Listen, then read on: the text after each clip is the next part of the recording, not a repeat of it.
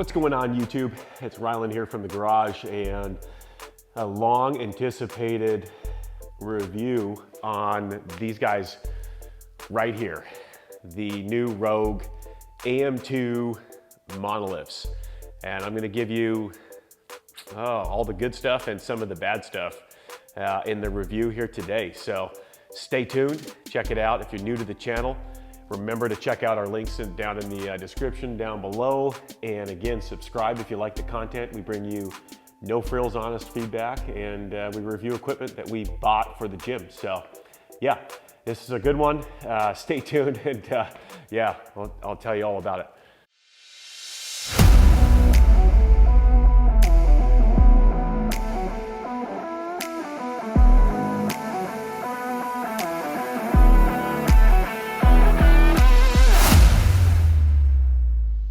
Hey, welcome back.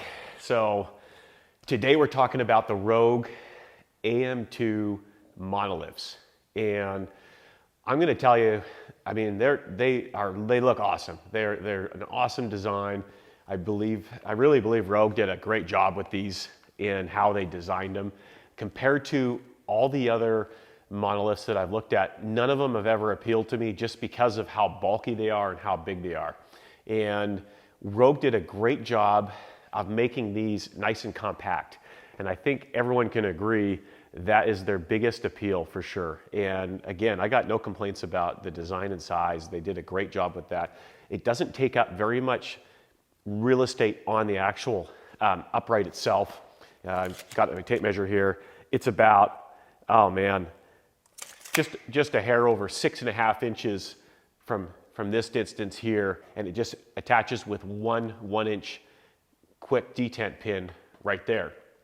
So going on and off, they're really easy. You know, that's a really big plus. Now, coming off this way, I really like the compactness on that as well. And again, you know, you're looking at, oh man, just about 19.5 inches sticking straight out the rack. So nice and compact. I went and did some research, and I compared these to the previous version, and I've got some measurements for that, and I'll post them up on the B-roll as I'm talking about this here now, kind of comparing them and just showing you how much more compact these really are. And you know, there is a big difference. I believe Rep, Rogue, and you know, say Titan Fitness, they all had that older style that the hockey stick just stuck out way out here, and then it, you know, the counterweight would swing, and there wasn't a huge benefit to having it stick out that far. So that is one of the things I really like about the design. Now let's talk about price. These they retail about $395, so say around $400 plus shipping and taxes depending on where you live in your state. I think these came to about $470 shipped to my door. That's a lot of money. You know, for most garage gym owners, that's a pretty hefty investment for basically a fancy J-cup that swings out. So I have spent, of course, a lot of money on other equipment. You know, the gym, it's not something that we're trying to save costs here anymore. So it's more about bringing you guys content and reviewing equipment. So I really wanted to get a set of monolifts to try them and see what all the hype was about and give that feedback back to you guys. So for me, this was a good design. There wasn't a lot of reviews when I ordered them. You know, after using these for a while, I learned quite a bit about monoliths in general and stuff that people already, you know, had told me that, you know, was things that I already knew in my mind to expect. So I'm going to share that with you guys as well. Back to the design. So put down the tape measure for a second here, but obviously you pull the bar up and they swing back. And what I really like about the design as well, and something that you'll notice with these over, say, other brands, is the UHMW coverage is really awesome on these.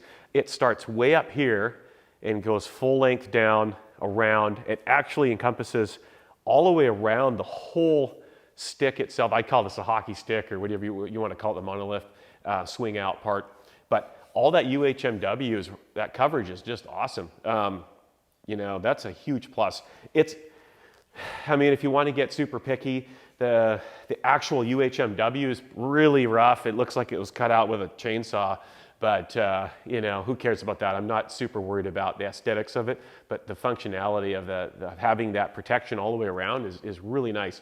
And I've noticed when I'm using these, when you're trying to re-rack the bar, and if you got a heavy set and you're just trying to get it back, because the J-cup's now moved back here, it is a bit different. It's a learning curve because you really have to, you just drive it back. You're not looking, you're not worried about, you know, scratching your bar or anything. You're just trying to get it back into the J-cup. So having all that extra UHMW to me is a huge plus. So good job, Rogue, on that. That alone, design there, whoever came up with that did a great job. So well done.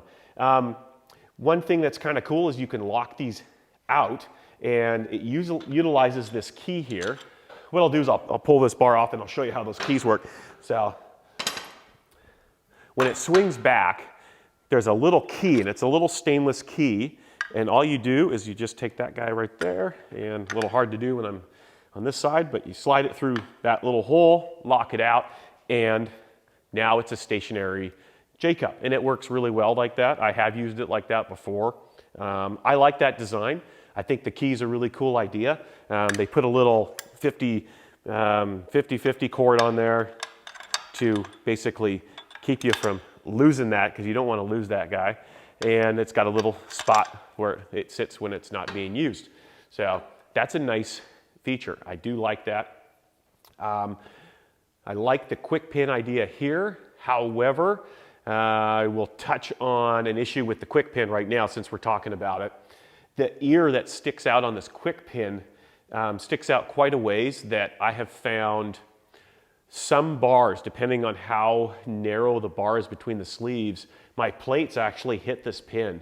So the solution to that is I've ordered a set of bare steel magnetic pins. Those hopefully will be here in a few weeks, and I'll be able to slap them in here and do some reviews and see if that helps fix that problem.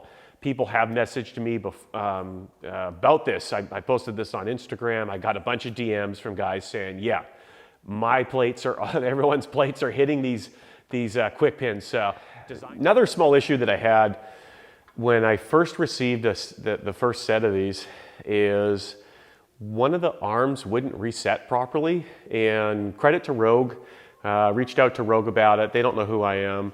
And they took care of me and sent a replacement so that we could get that fixed. And I'll show you a couple pictures in the B-roll. And I wasn't sure if I was going to mention this, but it's worth mentioning just in terms of transparency for the channel. You know, I do have issues with equipment, and I do want to share them with you. It's not a knock against Rogue. These are great product. I just think one of them was defective, and again, they sent me a replacement, so there's no hard feelings there. But this one on this side, no matter what we did, would not reset.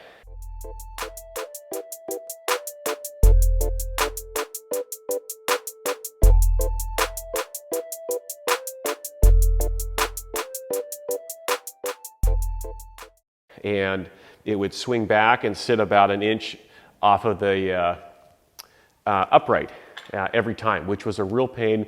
I ended up weighing the arms and found that this arm was like 6 ounces heavier than the other arms. So there was a manufacturing issue there.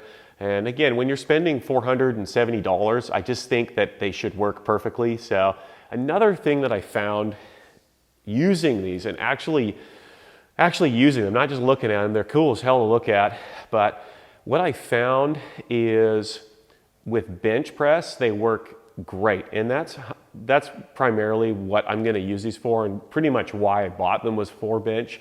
I usually train alone on bench press, so it's nice to have these as not as a spotter, but they do help you go a little bit heavier and swing out of the way. I do like the design for that, and they work great for bench press. Now, using them for squats, that's where things got interesting and changed quite a bit. I was not very impressed with how these work in a squatting environment, and I'll tell you why. They claim that these swing out of the way 5.5 inches, but when you actually put a tape measure on them and you do some math and you do some calculations here, you'll find out that that 5.5 inches is also including this piece here, the J-cup. So the J-cup's actually sticking out 2.5 inches. So 5.5 inches, you have to deduct this section, and I'm going to show you some pictures as I'm talking in the B-roll to explain this, because it's complicated. And it's also the #1 complaint. If you watch all the reviewers that are pretty honest about these things, is they don't swing out as much as these manufacturers claim. They say 5.5 inches. I measured it, I mean, I'm being conservative here, closer to 3.5, 4 inches. I mean, but honestly, it's about 3.5 inches total clearance. And that's the clearance between when you lift the bar off and the bar hitting this edge of your J-cup. So 3.5 inches, that's not a lot. And when you're squatting, at least for me, I don't have perfect form. I mean, I don't know who does, but I definitely don't. And what I found was midway through the set, I'd be pressing up on the squat, coming up, and boom, I'd hit the edge of this J-cup.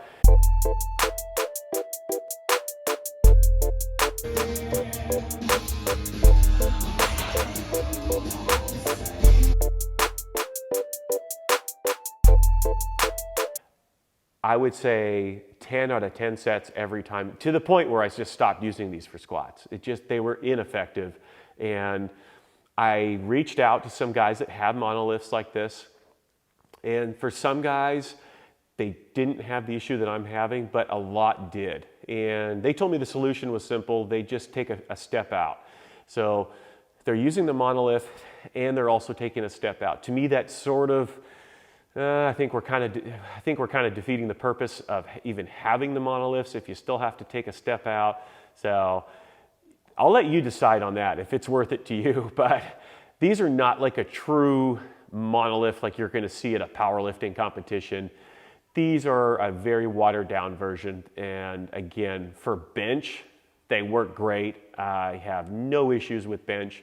And that's why I did buy them. So if you're looking to buy these and you're spending $500–600 on a set of monolifts thinking that these are going to replicate a professional powerlifting monolift, don't go down that road. You're going to be living full of regret. So don't do that. But for bench press, these are probably the best monolifts on the market, I think, at this point. What would be another monolift that I would look at? And if you want to spend some money and you're looking for something, I don't think there's anything better than these at this price point. But if you want to look at spending a little more money, Mutant Metals probably has the next best thing out there, and it's a spring back design. So it relies on a spring that's going to pull these hockey sticks back in instantly as you release the bar. Now, specs on these are rated for 1,000 pounds. And what's another gripe here, and this is just another design flaw. Rogue ended up using some really cheesy threaded Allen bolts up in here. And there's basically one bolt, and my finger's on it right there, that holds this entire hockey stick on to the frame. So you've got 1,000 pounds hanging off of that one bolt. I'm going to show you a picture of the bolt here and the B-roll. That bolt, it's cheesy. It wasn't designed for that application at all. You should never have a brass bushing, turning on threads. Just the application of the engineering on that, it doesn't make sense to me. It's not the proper application. So I ended up upgrading my hardware, and I'll show you the pictures, to a properly sleeved bolt that's designed for shear load and designed to ride on a bushing and spin properly. So the hardware that I upgraded to is much better. It's much smoother. It's a noticeable difference in smoothness and how it rotates.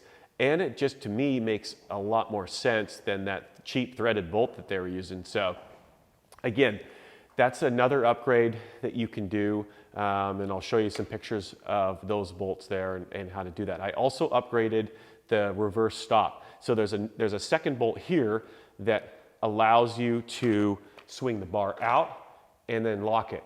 Great design. Rogue did an awesome job on that. I like that lockout bolt, but again, it was that same threaded bolt that was just cheap, and to me that didn't make sense. So I upgraded it to a proper steel bolt that has a nice machined surface on it, and I'll show you the pictures of that so you can see what I'm talking about there. To look for the best monolifts on the market, I think for, you know, garage gym type monolift, you're not going to beat these. You know, I don't think there's a better one out there for the price. I hope this is going to help some people understand more on how these work, and you know, the design behind them, and also whether they should buy a set. I'd like to just try to be honest with you, and you know, try to give you the best feedback I can, and not try to sell you on these. But you know, again, it's one of those, it's a bit of give and take here. If you want the best ones on the market, the most compact, probably the best functionality, the best UHMW, the best design, the most easy to adjust, they lock out, these are them. The AM-2s are the best. And they make them for the smaller 5/8 holes racks as well. And they also fit the rep fitness racks really well. This is obviously on a rep rack, and it works great. It's going to work the same on a Rogue rack. So yeah, Rogue did a great job on these in terms of all the design features that they added into them. I really like that. But the overall takeaway here is, you know, do they work as well as you're gonna, you know, as well as I thought they would? No. Definitely for squats, no. That's the Rogue AM-2 review. I appreciate everyone watching the video and following our channel and following our Instagram. We've got tons and tons and tons of reviews to get through this year.